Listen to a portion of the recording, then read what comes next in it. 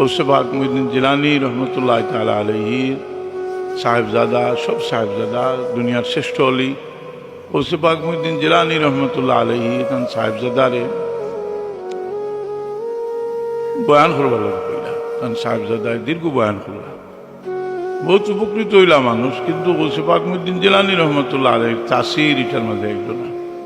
কারণ গৌসে পাক মুঈনুদ্দিন জিলানী রহমতুল্লাহ আলাইহির তাসির সম্পর্কে আব্দুল মজিদ দেহলভী রহমতুল্লাহ আলাইহি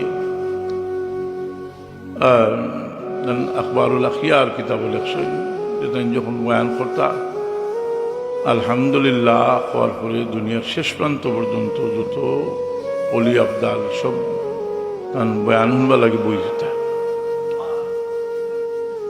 তান ছেলে দীর্ঘ বয়ান করলা কিন্তু তাসির হইল না। গৌসে পাক মুঈনুদ্দিন জিলানী রহমতুল্লাহ আলাইহি ছোট্ট একটা ঘটনা হইলা, যে ঘটনাটা একেবারে সাধারণ একটা ঘটনা, কিন্তু মানুষের মধ্যে এমন তাসির হইল যে হাল তারি হয়ে গেল, মানুষের কলবর মাঝে আগুন জ্বল। তখন সাহেবজাদে জিজ্ঞাসা যে আব্বা আমি তো একটু বয়ান করলাম, মানুষের মধ্যে তাসির পয়দা হইল না, আপনি সামান্য কথা হইতে তো তাসির পয়দা হইল।